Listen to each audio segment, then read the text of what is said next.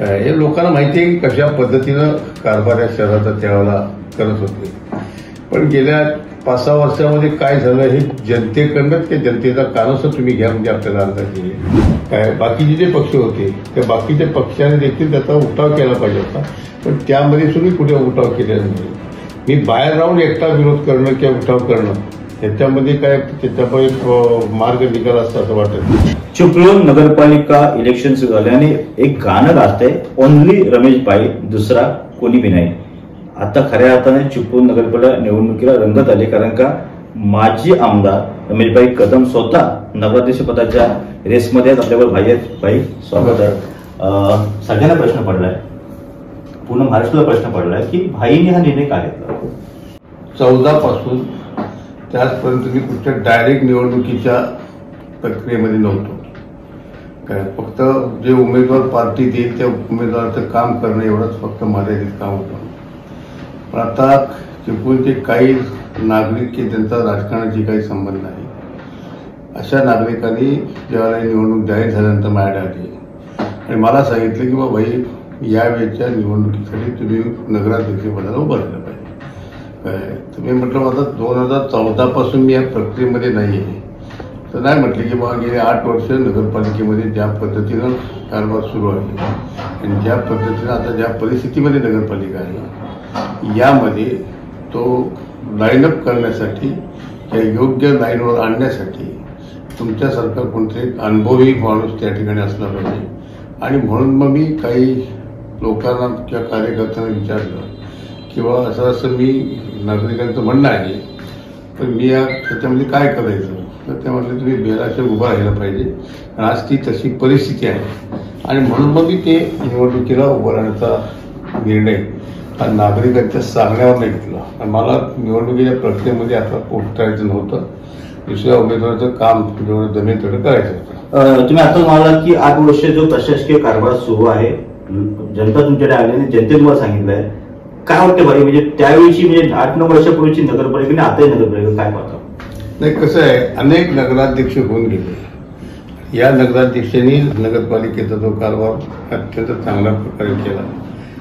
मी नावं सांगायचं झाली तर त्यामध्ये उषाताई दरेकर होत्या, आमच्या वेळेला त्याला श्रावणचे दळी होते, त्याच्यानंतर मी स्वतः नगरपालिकेचा कारभार स्वीकारला. कैलासवासी बुर्टे वकील होते, त्याच्यानंतर बुर्टे मॅडम होत्या, उषाताई दरेकर होत्या, सुचना रेडी होती, त्याच्यानंतर आमच्या होमकर्स मॅडम होत्या. हे लोकांना माहिती आहे की कशा पद्धतीनं कारभार या शहराचा त्यावेळेला करत होते. पण गेल्या 5-6 वर्षामध्ये काय झालं हे जनतेकडनंच की जनतेचा कानोसा तुम्ही घ्या म्हणजे आपल्याला अंदाज येईल. आणि म्हणून मग ज्या वेळेला यंदा रस्ता केला तो पुढच्या वेळेला अस्तित्वात नाही, नवीन काम कुठचं नाही आणि जी कामं झाली ती लोकांसाठी झाली असं वाटत नाही. भाई 8 वर्ष तुम्ही आता म्हणला की जे काही रस्ते झाले होते ती कामं झाली होती, ती कामं झाली नाही, मग तुम्ही गप्प का बसतात. सर्वसाधारण प्रश्न आहे नाही भाई, तुम्ही गप्प का बसतात हा सगळ्यांचा प्रश्न आहे की भाई का बोलणार. कारण भाई या शांता राजा आहेत, चिपळूणची नाळ जी आहे ती भाईनं चांगलं माहिती आहे आणि चिपळूणचं दुःख भाईनं माहित नाही, मग भाई गप्प का बसले. बॉडी त्या ठिकाणी होती, बॉडी आमची अल्पमतात होती आणि त्या ठिकाणी आम्ही काही केलं तर त्या ठिकाणी उपयोग होणार नव्हता. आमचे जे अल्पनगरसेवक होते ते ज्यावेळेला काही याच्यामध्ये उत्तर द्यायचं किंवा विरोध करायचा तर त्यामध्ये नगराध्यक्षांना जे अधिकचे अधिकार पण दिले, त्यामुळे बॉडीची ठरावाची कुठची गरज नाही अशा पद्धतीचे सुद्धा निर्णय घेण्याची जी क्षमता शासनानं त्याला बाळ केली.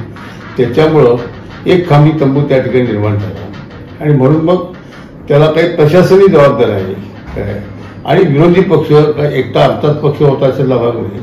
काय बाकीचे जे पक्ष होते त्या बाकीच्या पक्षाने देखील त्याचा उठाव केला पाहिजे होता, पण त्यामध्ये सुद्धा कुठे उठाव केलेला नाही. मी बाहेर राहून एकटा विरोध करणं किंवा उठाव करणं ह्याच्यामध्ये काय त्याच्यामध्ये मार्ग निघाला असता असं वाटत नाही. परंतु असं काय होतं की एखाद्या अशी परिस्थिती निर्माण होते तर ज्या लोकांनी ज्यांना बसवलेलं असतं, आम्ही स्वतः त्या नगरपालिकेचा कारभार केला, पण लोकांना असं वाटलं की नाही आता काहीतरी बदल पाहिजे म्हणून मागच्या वेळेला तरी बदल पण केला. पण हा बदल केल्यानंतर मग आता लोकांना असं वाटायला लागलं की नाही बाबा पहिलं रमेश भाई ज्याच्या वेळेला जे होतं ते चांगलं होतं आणि म्हणून पुन्हा जनमतचा कौल हा आमच्यासारख्या कार्यकर्त्याच्या की आमच्यासारखे काम करणाऱ्या कार्यकर्त्याच्या बाजूला आहे. मागच्या वेळी जे काय होते त्यांनी काम चांगलं केलं असं तुम्ही म्हणता, जन्म लोक सांगतात सूर्यकांत खेळ नगराचे होतात, खरंच काम चांगलं होतं? नाही, हे बघा, मी व्यक्तीच्या कोणाला दोष देणार नाही. त्या ठिकाणी प्रशासनामध्ये काम करणारा किंवा लोकांना काय वाटते, शेवटी बॉडी तिथे येते, ती माझ्या म्हणण्यावर येत नाही. लोकांना जे वाटतं, लोकांना एखादी गोष्ट चांगली वाटली तर त्या उत्तर डोक्यावर घेतात. लोकांना एखादी गोष्ट बरोबर नाही वाटली, लोक खाली घेतात. आता लोकांना जनतेतून मला अजून एवढ्या वर्षामध्ये मला कोणी सांगितलं नाही. मी आता जवळ 30-35 वर्ष नगरपालिकेमध्ये काम करतोय. त्यावेळेला मला लोकांनी कोणी सांगितलं नाही बरं ही निवडणूक तुम्ही लढली पाहिजे, त्याला मी लढायला जायचा काय, आणि पण लोक मला निवडून द्यायचे. पण याला खुद्द लोकांमधूनच असा आवाज आला की मी निवडणूक लढवली नाही काय. म्हणजे लोकांना काहीतरी वाटलं असेल ना की नाही बा इथे काहीतरी चुकतंय आणि ही चूक जर सुधारायची असेल तर रमेश सारखा अनुभवी माणूस यायला पाहिजे. म्हणजे मोठं 155 कोटीची पाणी योजना आणली गेली. मुळात भाईंनी ग्रॅव्हिटीची पाणी योजना सुरुवातीला आणली होती, खोपळी कोलकोडी ह्या परिसरात आणली होती, 6 गावांना पाणी दिलं होतं. आता 8 गावांना आता 155 कोटीची पाणी योजना आणली. त्याचं श्रेयाची लढाई सुरू झालेली आहे. आमदार शेखर निकम म्हणतात मी आणलं, विजय चिते म्हणतात मी आणलं. भाई नेमकं कुणी आणलं? हे बघा, याचे सगळे पेपर्स आहेत त्यावेळेचे आणि त्या पेपर्स तुम्हाला आढळेल की त्याचा ॲग्रीमेंट सुद्धा मी शासनाबरोबर त्याला पाणी योजनेचा करून दिला होता. फक्त बाकी काय होतं की त्या ठिकाणी अनुदानासाठी पैसे शासनाकडनं मिळवणं आणि दुसरी गंमत अशी आहे की ते त्याला फिल्टर प्लांट आहे, तो फिल्टर प्लांट हा आत्ताच्या प्लांटपेक्षा आणखी थोडा उंचावर. पाणी योजना तुम्ही आणली असं जाहीर करायचं? 100% मी आणलेली आहे. आता भाईने एक मोठं विधान केलंय की त्याच्या श्रेयची लढाई जी घेतली जाते, म्हणजे शेखर निकम घेतात, चित्ते साहेब घेतात, विजय घेतात. काय सांगला पाहिजे तुम्ही नेमकं? आता लोक असं म्हणतात की नेमकी कुणी आणली? विजय चितेचा त्याच्यामध्ये सहभागच नाहीये. शेखर सरांनी नंतर त्याचा फॉलोअप करण्याचा प्रयत्न केला, की शेवटी लोकप्रतिनिधी आहे, लोकप्रतिनिधी त्याचा फॉलोअप केलाच पाहिजे. ते आपण त्या पद्धतीने ते करत होते आणि त्यांनी फॉलोअप केल्यानंतर त्याचा अनुदान आला काय. आणि त्याला मी काय आमदार नव्हतो काय, शेखर निकम आमदार होते, त्यांनी निधी आणला. पण बेसिक त्याचा पाया जो रस्ता गेलेला आहे, त्याचा बेसिक त्याचं जी मंजुरी सगळ्या घेतलेल्या आहे ती शासनाला त्याला ग्रॅव्हिटीची पाणी योजना फिजिबल कशी आहे हे आम्ही शासनाला पटवून दिलं. शासनाचं म्हणणं त्याला असं होतं की बा हे जर पाणी तुम्हाला दिलं तर आम्हाला वीज निर्मितीला पाणी कमी पडेल, परंतु आम्हाला लिफ्ट करण्यासाठी जी वीज लागते, कधी आमचं फ्लॅटमध्ये राहणाऱ्या लोकांचं पाणी खालच्या फ्लोअरमध्ये खाली तिथं टाकीमध्ये साठवण केलं जातं आणि तिथून परत पंपिंग केलं जातं. आणि शहरामध्ये 5 ठिकाणी पंपिंग आहे, तिथून शहराला पाणी पुरवलं जातो. याला जो वीज खर्च होते त्या वीज निर्माण करण्यासाठी जे पाणी लागतंय त्याच्यापेक्षा आम्ही वापरणारं पाणी कमी आहे, त्यामुळे शासनाचं नुकसान होणार नाही, उलट फायदा हे ज्याला शासनाला पटवून दिलं त्यावेळेला शासनाने मान्यता दिली. ही मान्यता देताना आजचे उपमुख्यमंत्री आदरणीय त्या खात्याचे मंत्री होते, ऊर्जा मंत्री त्यावेळेला, त्याच्यानंतर दिलीप वळसे पाटील होते, त्याच्यानंतर तटकरे होते. या 3 मंत्र्यांच्या कारकिर्दीमध्ये आपण त्याचा सातत्यानं फॉलोअप करून ती पाणी योजना मंजूर करून आणली. हे रेकॉर्ड आहे ना, सरासरी तुमचंच आहे. पाणी योजनेचं कुणी श्रेय घेतलं तर तुम्ही जाऊन तिथले पेपर्स बघा, त्याचा फॉलोअप. आता प्रचार तसा होईल ना, 155 कोटीची आम्ही पाणी योजना आणली का? तुमच्यासमोर अजित पवार गटाचे गिरीश कापडी सुद्धा उमेदवार नाव समोर येते, ते उद्या असं प्रचार करते ही पाणी योजना आम्ही घेऊन आलो म्हणून. खोटं श्रेय कुणी घ्यायचं कारण नाही. आणि ते जी पाणी योजना मी मंजूर करून आणली ती मागच्या पाडीच्या वेळेला, त्यावेळेला ज्यावेळेला मी आमदार असताना त्यावेळेला शेखर निकम पण आमदार नव्हते, ज्यावेळेला याला मंजुरी मिळाली त्यावेळेला शेखर निकम साहेबांनी त्यावेळेला निश्चितपणे त्याच्यावरचा जे निधी आणायचा होता हा निधी मात्र त्यांच्या कारकिर्दीमध्ये आणला. तिथल्या पालकमंत्र्यांनी पण त्याला चांगल्या प्रकारचं सहकार्य दिलं. जे तुम्ही चांगलं केलं त्याचं चांगलं म्हटलंच पाहिजे. त्यामुळे त्यांचाही त्याच्यामध्ये थोडाफार सहभाग आहे आताच्या निधीच्या टप्प्यामध्ये. आणि तो सुद्धा निधीसाठी का आम्हाला त्या ठिकाणी बॉडी डिझॉल्व्ह झाली त्यावेळेला हे सगळं घडलं की आम्हाला ते अर्धवट सोडावं लागलं. परंतु ते आम्ही जे पाठवलं होतं त्या MGPकडे आम्ही काम दिलेलं होतं. MGPनं ज्या शहरातल्या पाईपलाईन आहेत, ज्या सबलाईन आहेत, त्या सबलाईन सुद्धा बदलल्या पाहिजेत, कारण त्या प्रेशरला पाणी पाईपलाईन टिकणार नाहीत असं त्यांचं म्हणणं पडलं. आणि म्हणून मग ते शासनाकडे मंजुरीला गेलं. परंतु 5 वर्षामध्ये ही मंडळी जी बसली होती यांनी ती पाणी योजना त्या ठिकाणी सुरुवात देखील केली नाही. ते आता प्रशासकीय राजवटीमध्ये ज्यावेळेला पैसे आले त्यावेळेला त्याची सुरुवात. बाईंनी दुसरे मोठे विधान केले की 5 वर्षामध्ये जी काही बॉडी होती ती कुठलंही काम केलं नाही. बरोबर आहे ना? पाणी योजनेच्या संदर्भामध्ये कुठलंही काम केलेलं नाही असं मोठं विधान बाई. भाई आपण तुम्ही 15 वर्षापूर्वीची घटना आहे, जळगाव 1 नंबरला होती नगरपालिका आणि 2 नंबरला चिपळूण होतं. पण आता चिपळूण खूप मागे गेलेलं आहे आणि आपण जर बघतो रत्नागिरी 1 नंबरला आहे आणि त्या ठिकाणी पालकमंत्री होते, मग तुमचे ते शिष्य आहेत, तुमच्याकडे ते पन्नटारे येतात. भाई आता निवडणूक आहे, विजय होईल की पराजय हे जनतेच्या समोर आहे. पण समजा असं काय घडलं तर तुम्ही त्यांच्याकडे निधीसाठी बोलणार काय? याला पालक म्हटल्यानंतर तो कुठच्या पक्षाचा असतो, निवडणुकीपर्यंत पक्ष असतो, निवडणूक झाल्यानंतर तो जनतेच्या सेवेसाठी असतो. पालकमंत्री म्हणून निश्चितपणे मी त्यांच्याकडे निधीसाठी जाणार, नगरपालिकेच्या कामाच्या संदर्भात निधीला फॉलोअप करणार. मला खात्री आहे की विकास कामासाठी पालकमंत्री मागे. अनेक वेळा असं म्हणलं जातं की पालकमंत्री आले चिपळूणला की भाईंच्या जातात, भाईंना ऑफर देतात. आता सुद्धा काही चर्चा सुरू होती, भाई शिंदे गटासह राहणार आहेत, भाजपमध्ये राहणार आहेत. भाई नेमकी काय होतं? हे बघा, अनेक प्रकारच्या वावड्या या ठिकाणी उठवल्या जात आहेत. त्याच्यापैकी पालकमंत्री 1-2दाच माझ्याकडे आले, पण नाही त्याला आपण फॉर्मॅलिटी, आपली कोकणी संस्कृती आहे, आलेल्या माणसाचा आदर तिथे करणं आपलं काम आहे. त्यामुळं आपण त्याला गरम्याचे दिवस असल्यामुळे आपण त्या ठिकाणी पण दिलं, त्याला त्यांना पण आवडतं म्हणून पण दिलं. काय माझे घरगुती संबंध आहेत, काय माझी पत्नी त्यांना चांगल्या प्रकारचे ओळखतात, त्यामुळे त्यांच्या आवडीनिवडी काय आहे आपल्याला कुटुंबियांना माहिती आहे. पणाचा काय कोणी राजकीय पण म्हणू नये, काय ते कौटुंबिक पद आहे आणि म्हणून मग ते त्या ह्याच्यामध्ये जे येतात ते त्याच्यासाठी येतात अशातला भाग नाही. काय शेवटी माणसाचे संबंध असतात. पण आता ज्या काही बातम्या उठवल्या जात आहेत किंवा बाई त्या मुस्लिम समाजाची मतं घेण्यासाठी फक्त आतापर्यंत तिकडे कुठे जात नाही, निवडून आल्यानंतर ते अमुक अशी बातमीची चर्चा आहे की निवडणूक आल्यानंतर भाई जे आहेत ते शिंदेगडात जातील. पालकमंत्री उदय सामंत रमेशभाई कदमांचं असं बोलणं झालंय, अंतर्गत बैठक सुरू आली, अशी पण चर्चा सुरू आहे. मुस्लिम मतं, आता तुम्ही मुद्दा काढला होता, अल्पसंख्याकांची मतं मिळवण्यासाठी फक्त बाहेर इकडे आहेत. बाई खरं की खोटं? मी कुठेही जाणार नाही, जाण्याचा माझा विचार नाही आणि पालकमंत्र्यांची त्याची काही चर्चा नाही. हे विरोधकांच्या पायाखाली वाळू घसरलेले आहे की आता आपला टिकाव लावणार नाही, तेव्हा निम्या प्रकारे त्यांच्यावर आरोप करून किंवा निम्या प्रकारचं त्यांच्याबद्दल मत करून त्या ठिकाणी मुस्लिम समाजाचा कसा परिणाम होईल हा प्रयत्न चाललाय. परंतु उलट पक्षी मी असं म्हणेन की हा प्रचार ज्याला केला जातो त्यावेळेला आपण निवडून येतो की नाही हे माहीत असताना सुद्धा मुस्लिम समाजाची मतं विभाजनासाठी जे लोक उभे राहतात त्यांनी कोणाची सुपारी घेतली काय हाही प्रश्न. नेमका तुमचा निशाण नेमकं कोणाला एका शाकडे आहे का? माझा तुम्ही असं म्हणता नेमका निशाण एका शाकडे आहे? मी कुणाचं व्यक्तीचं नाव कधी घेत नाही आणि मला घेण्याची आवश्यकता नाही. पण आज मुस्लिम समाजाची मतं विभाजनासाठी आम्ही अनेक प्रकारच्या ऑफर दिल्या की बा ठीक आहे आपण एकत्र बसू, आपण हे करू, किती सीट पाहिजेत, काय पाहिजे, काय कशा पद्धतीनं त्यात सत्तेमध्ये कसं स्थान पाहिजे, ही कुठचीही ऑफर ज्याला स्वीकारली जात नाही त्यावेळेला सहकारी पक्ष त्यामुळे निश्चित कुठेतरी संशय येईल आणि म्हणून आम्ही ते आता चर्चेची सूत्रासंगी बंद केली आणि जे आमच्यावर येत आहेत त्यापैकी आदरणीय भास्कर शेठ जाधवांनी आम्ही एकत्र आलो.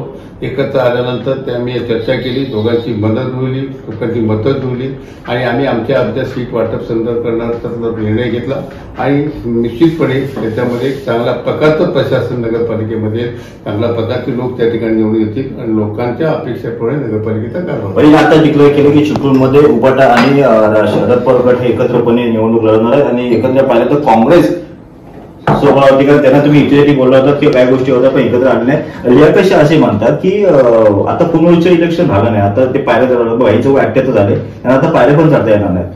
मी शहरातल्या नागरिकांची किंवा ग्रामीण भागात, मी काही शहरातच काम करतो त्याचा भाग नाही, ग्रामीण भागातही अनेक ठिकाणी जातो काय आणि त्या ठिकाणी अगदी डोंगरावर वाडी असली तरी तिथं जातो. एखादा दुःखद प्रसंग घेतला, काय सुखद प्रसंग असेल तर त्या ठिकाणी जातो. आजही शहरामध्ये एखाद्या ठिकाणी कुठं माहीत झालं असेल काय झालं तर 3-3 मजले चढून जातो. सगळ्याच ठिकाणी काही लिफ्ट नाही आहे काय. माझा रेग्युलर व्यायाम असतो, रेग्युलर मी व्यायाम करतो. मी दररोज 6-6.5 किलोमीटर दररोज चालतो काय. त्याच्यामुळे माझ्या कॅपॅसिटीचा किंवा माझ्या स्ट्रेंथचा कोणी अशा पद्धतीने उल्लेख करू नये, ते लोक बघतात आहे काय. शाह असे म्हणतात तुम्ही एकत्र महाविकास आघाडीमध्ये एकशाहीचा असं ट्रीटमेंट केलं असेल तर विरोधकांचं काय पाहिजे? त्यांचं अज्ञान आहे. मी आज फिरतोय ना, मी कुठं हंतरुणा बघतोय की तिथे मला काय स्ट्रेचरवर नाही घेऊन जातात की डोळीत नाही घेऊन जातात की तुमच्या चेअरवर नाही घेऊन जातात. तुम्ही बघताय ना, मी काय असं आहे प्रत्येक ठिकाणी अगदी चुलीपर्यंत गाडी घेऊन जाते नाही. पण यापेक्षामुळे कुठेतरी अल्पसंख्याकांची मतामध्ये फरक पडू शकतो भाई, काय वाटतंय? अल्पसंख्याकांची मतं की कुठेही जाऊ शकत नाहीत रमेश कर्मांशिवाय. कारण गेले 40 वर्ष त्या समाजातील माझे संबंध आहेत. 40-45 वर्ष सगळ्या सुखदुःखामध्ये सगळ्या गोष्टीमध्ये मी त्यांच्याबरोबर असतो. अनेक वेळेला ज्यावेळेला काही कामं असतात त्या कामाच्या संदर्भामध्ये हा समाज माझ्या हक्काने येतो. त्या ठिकाणी मग एखादं शैक्षणिक संदर्भातलं काम असेल, पोलीस स्टेशन असेल, तहसीलदार ऑफिस असेल, मंत्रालयातलं असेल, कुठचंही बारीक सारीक काम असलं तरी हा समाज हा माझ्याकडे येतो आणि त्या समाजाचा माझ्यावर पूर्ण विश्वास आहे. आणि आज मी ज्या पक्षामध्ये थांबलोय तो केवळ आणि केवळ या समाजामुळे थांबलेला आहे. कारण त्या समाजाचा माझा विश्वास आहे आणि त्या विश्वासाला कुठेही मी त्या ठिकाणी बाधा आणून देणार नाही.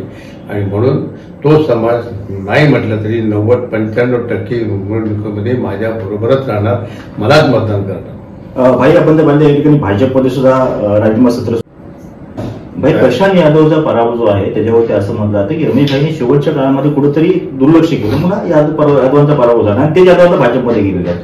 काय वाटतं? हे बघा, मी ज्या वेळेला एखादं काम करायला जातो ते प्रामाणिकपणे करतो. कमी पडणं जास्त पडणं मला काही नाही. मी ज्या दिवशी पहिल्या दिवशी जे काम केलं ते शेवटपर्यंत करतो. मी आणले दिलेला उमेदवार आहे तो, माझ्यावर लादलेला उमेदवार नाही. मी पवारसाहेबांना सांगितलं मला उभं करायला सांगताय त्यापेक्षा मी एक नवीन पोरगा देतो, तरुण पोरगा देतो. पवारसाहेबांनी माझं मान्य केले आणि याला साक्षीदार मधुकर भावे आहेत काय. आणि हे आम्ही तिघेही गेलो होतो आणि तिघांनी म्हणून सांगितलं. पवारसाहेबांनी तात्काळ मान्य केलं. पवारसाहेब म्हटले रमेश तुला ही लोक निवडून आणायचे, हा माणसा निवडून आणायचे, तिथे आव्हान स्वीकारलं होतं काय. आता शेवटच्या टप्प्यामध्ये ते कमी पडले की मी कमी पडलो काय हे लोकांना माहिती आहे. तुमचे जवळचे मित्र आमदार शेखरनी पण राष्ट्रवादी अजित पवार गटामध्ये असं तरी पण त्या ठिकाणी मिलिंद कापडीने दंड ठोकले तुमच्यासमोर. बाई काय पाहता? प्रत्येकाला लोकशाहीमध्ये उभं राहण्याचा अधिकार आहे. त्यामुळं मी काय सगळं बोलू शकणार नाही. आणि अजूनही माझे सगळ्यांची मैत्रीत्वाचे संबंध आहे. ते उभे राहिलेत म्हणजे राजकारणामध्ये कोणी कोणाच्या विरुद्ध उभा राहतो. काही होते निवडणूक काही 4 दिवसाची असते, 5व्या दिवशी सगळ्यांनी एक असतो. शेवटचा प्रश्न आहे, आपण ह्या ठिकाणी चिपळूणची भौगोलिक परिस्थिती पाहता मगाशी बोलत होतो, पुरामुळे चिपळूण कुठे मागे गेले, पण ह्या ठिकाणी रस्ते असो, व्यापारी वर्ग असो, त्या अनेक गोष्टी असो, बाई काय नेमकं विजन आहे? एक लक्षात ठेवा, जी परिस्थिती आहे ती कामं काही केली गेली, ही लोकांसाठी कामं केली गेली, ही कशासाठी गेली तर नियोजन शून्य काम या शहरामध्ये झालं. उदाहरणार्थ करायचं झालं, पार्किंगचं रिझर्वेशन जे उतारलं आहे, हे पार्किंग डेव्हलप आरक्षण हे आणखी डेव्हलप व्हायला साधारणतः 15 ते 20 वर्ष झालं पाहिजे. पण थोडी लोकवस्ती वाढलेली नाही. आता लोकवस्ती कमी आहे. अशा परिस्थितीमध्ये त्या पार्किंगसाठी कोट्यावधी रुपये खर्च करायचा. किती गाड्या तिथे उभ्या राहतात? एकही गाडी त्या ठिकाणी उभी राहत नाही. मग काय होते तिथे? लोक त्याला गहू सुकवायला त्या जागेचा वापर करतात. गहू सुकवण्यासाठी आम्ही 1 कोटीचं हे केलं. कसं केलं? उक्ताचा स्मशानाचा दरवाजा हा बघा रस्ता, जे हायवेला जसे कॉन्क्रीटचे रस्ते, सिमेंटचे रस्ते जसे ज्या उंचीचे आहेत त्या पद्धतीचा रस्ता आहे. एवढा कोण वजनदार माणूस त्याच्यावर जाणार आहे की एवढा मोठा स्ट्रेनचा रस्ता टाकायचा? म्हणजे हे लोकांसाठी काम केलेलं नाही काय. हे कामं ही जे कामं झाली हा अनावश्यक पैसा खर्च झाला आहे. अशा पद्धतीनं नगरपालिकेच्या पैशाची जी उधळपट्टी झाली ही उधळपट्टी बंद करून आपल्याला लोकांना जे पाहिजे त्या पद्धतीची कामं भविष्य काळामध्ये करायचे. क्वालिटीचे रस्ते झाले पाहिजे. क्वालिटीच्या बाबतीत कुठे कॉम्प्रोमाइज आहे. कामं कुणी करावी, ज्याला टेंडर मिळेल त्यांनी काम करावं, पण त्यांनी क्वालिटीचा दर्जा सांभाळला पाहिजे. याला काही नियमामध्ये काही तरतुदीच्या नियमामध्ये बदल हे आम्ही नगरपालिकेमध्ये गेल्यानंतर करणार आहोत. बाबा एक महत्वाचा प्रश्न असा आहे, कोण आहे बाई, महत्वाचा प्रश्न असा आहे की आपण बघतो या ठिकाणी आता तुमच्यासमोर लियाकशा असेल, मिलिंद कापले असेल किंवा उमेश सपकाळ जो काही उमेदवार असेल, तर तुम्ही आमदारकीची निवडणूक लढवली आहात, आता नगरपालिका जनतेसाठी मी लढवत आहात. कसं पाहता या सगळ्या गोष्टीकडे? म्हणजे त्यावेळेची आमदारकी म्हणजे पूर्ण तालुका आणि पूर्ण हे सगळे असून आता फक्त शहर आहे, हा सगळं कसं पाहता? कारण तो काय वेगळा होता. आता विधानसभा निवडणुकीत पैशाचा पाऊस काय, ह्या सगळ्या गोष्टी तुम्हाला न्याय तज्ञ ह्या सगळ्या गोष्टी आहेत, हे सगळं कसं पाहतं बाई? हे बघा, मी लोकांची गेले 40-50 वर्ष कामं केली. लोकांची माझं नातं एक वेगळ्या प्रकारचं नातं आहे, वेगळी अटॅचमेंट आहे. तेव्हा मी काय पैसे कोणासाठी उडवणार नाही. जे पैसे उडवणारे आहेत, जे वर्गाला करतायत, म्हणजे 8 कोटी खर्च करणार आणि 10 कोटी असं कोण करतं? ते कोण करणार आहे? बोला ना भाई, तुम्ही आता बोलत ना 8 कोटी करतो 10 कोटी रमेश भाई का तुम्ही आजच्या रूममध्ये बोलत नाही, आता स्पष्ट बोलणार भाई, स्पष्ट बघता तुम्ही स्पष्ट बघता तुम्ही सांगली मुसा बोला नाही का? मी कोणाचंही नाव विगडी घेत नाही, आपल्याला माहिती आहे. लोक समजतात माझ्या बोलण्याचा अर्थ. त्याच्यामुळं जे ज्याला एखादा माणूस अशा पद्धतीने बोलतो, एखाद्या व्यवसायामध्ये आपण ज्याला पैसे टाकतो, ते स्वतःच्या कष्टाचे पैसे आहेत असं आपण म्हणतो, त्याच्यातून ते पैसे त्याचे दुप्पट कसे होतील त्याच्या वेळेला अशा पद्धतीने टाकतो. जर अशा पद्धतीनं 8 कोटी 10 कोटी कोणतं खर्च करत असतील, म्हणजे ते 20 कोटी मिळवण्यासाठी नगरपालिकेत येणार. नगरपालिका ही पैसे कमवण्याचं माध्यम नाही, एक सर्वसामान्य जनतेची कामं करण्याचं ते एक मंदिर आहे. आणि आम्हा मंडळींना लोकांनी ट्रस्टी म्हणून प्रशांतसारख्या व्यक्तिमत्व तिकडे आता गेले ना भाई, भाजपमध्ये गेलेलं आहे. आणि बघा ना, प्रशांतसारखं तुमच्यावर काम केलेलं आहे, तेच आता प्रशांत भाजपमध्ये गेलेलं आहे. म्हणजे बलाढ्य व्यक्तिमत्व त्या ठिकाणी गेलं ना भाई. गेलं ना, आम्ही कुठं काय म्हणतोय, प्रत्येकाला स्वातंत्र्य आहे, कुठेही कुठे जाऊ शकतो. ते कुठच्या कारणासाठी गेले, काय गेले, कोणत्या कारणासाठी गेले भाई, आता स्पष्ट बोला भाई. भाई बघा, आजच्या आपण बोलणं का मला स्पष्ट लागतं, तर मी स्पष्ट बघताय, टू द पॉइंट कोणत्या कारणाने गेलो भाई, स्पष्ट बोला. बघा, ते कशासाठी गेले त्याला माहिती, का मला तुम्हाला माहिती असं ना, तुम्ही आता बोला कशासाठी गेले, काय गेले, का गेले ते मला माहिती नाही आहे. ते त्यांना माहिती असणार की बा एकदम अचानक निवडणूक झालं लगेच का आपण राहायचं तिकडे, त्यांच्या काही अडचणी असतील, काय असेल ना त्याला, काय तुम्हाला शॉक बसला असेल नाही. त्याचा शॉक म्हणजे यावेळेला आपण एवढं काम केलं एकत्र, एवढं त्याला मतात 90,000 मतं आपण घेतली, आणि तो कार्यकर्ता निवडणूक झाल्यानंतर महिना 2 महिन्याच्या आतमध्ये दुसरीकडे असतो, ते दुःख निश्चित होणार ना काय. पण शेवटी राजकारण आहे, होते. काय मतदारांना काय सांगू इच्छिता शेवटचं, काय मतदारांना काय सांगू इच्छिता? कारण आता जर पाहिलं तर खूप वेगळ्या निवडणूक आहे, सोशल मीडियाच्या निवडणूक आहे, तुमचं गाणं पण गाजतंय वंदी रमेश भाई, काय सांगाल? सर्वसामान्य नागरिकाला, मग व्यापारी असेल, नागरिक असेल, भाजी विक्रेता असेल, रस्त्यावर काम करणार असेल, काय घरामध्ये राहणार असेल, काय अपार्टमेंटमध्ये राहणार असेल, या लोकांना माझी एवढीच विनंती आहे की ज्या आपल्या अडीअडचणी आहेत, ज्या मला योग्य पगारात नगरपालिकेमध्ये एखाद्या कामाला 8-8 वेळा 10-10 वेळा फेऱ्या मारायला लागतात तरी काम होत नाही, अशा प्रकारे जी काय परिस्थिती निर्माण झाली, ही परिस्थितीतून नगरपालिका जर बाहेर काढायचं असेल, आणि विशेषतः त्या आर्थिक संकटामध्ये जी नगरपालिका आहे, आणि मी ज्यावेळेला त्या नगरपालिकेमध्ये होतो त्यावेळेला आपण ज्यावेळेला शासनानं 18 माफ केला, आणि 18 हा अचानक माफ झाल्यामुळे एक मोठं संकट नगरपालिका झालं, तर शासन म्हटलं की आम्ही तुम्हाला अनुदान देणार. पण शासनाचं अनुदान हे महिन्याच्या महिन्याला येत नाही, हे कधीतरी मार्च एंडला येतं, कधीतरी मधामध्ये येतं, आणि त्यावेळेला मग तोपर्यंत नगरपालिकेमध्ये कसं करायचं हा प्रश्न पडतो. मग कर्मचाऱ्यांचे पगार असतात, नैसर्गिक आपत्ती असते, म्हणून आपण त्यावेळेला काय केलं होतं की नगरपालिकेचा सिक्युरिटी डिपॉझिटचा एक निधी तयार केला होता की जरी शासनाचं अनुदान जरी 1 वर्ष आलं नाही तरी त्याच्या व्याजातनं नगरपालिकेच्या कर्मचाऱ्यांचा पगार होऊ शकेल, अशा पद्धतीची परिस्थिती आपण निर्माण केली होती. पण गेल्या 5-7 वर्षाच्या कालखंडामध्ये ही सगळ्या ठेवी बऱ्याचशा विड्रॉ करण्यात आल्या, आणि ती परिस्थिती उद्या जर काय कमी जास्त झालं की नैसर्गिक आपत्ती मोठी आली तर ते कामाला निधीची फार शासनावर अवलंबून राहावं लागणार. आणि आता परिस्थिती अशी आहे की शासन जास्त अनुदान देते असंही म्हणणार नाही, पण GSTच्या माध्यमातून एवढा पैसा शासनाकडे जमा होतोय की त्यामधून दुसऱ्या माध्यमातून विकासासाठी खाली येतो. मी आमदार असताना नाही त्याला आमच्याकडे असा GST वगैरे काय होत नव्हता, तरीसुद्धा 116 कोटीचा निधी त्या तालुक्याच्या विकासासाठी आणला. आता ज्यावेळेला GSTच्या माध्यमातून एवढा पैसा ज्याला जमा होतोय त्याला निश्चितपणे त्याहीपेक्षा अधिकचा निधी काय ह्या शहरासाठी आपण निश्चितपणे त्या ठिकाणी आणण्यामध्ये प्रयत्नशील राहू, आणि त्या सर्व मंत्र्यांचं त्या ठिकाणी आपण सहकार्य घेऊ. आणि मला खात्री आहे विकास कामाचा दृष्टिकोन असणारा मंत्री, विकास कामाचा दृष्टिकोन असणारा त्या ठिकाणची काम करणारी मंडळी हे निश्चितपणे शहरासाठी निधी उपलब्ध करून देतील, हा विश्वास त्या ठिकाणी. धन्यवाद.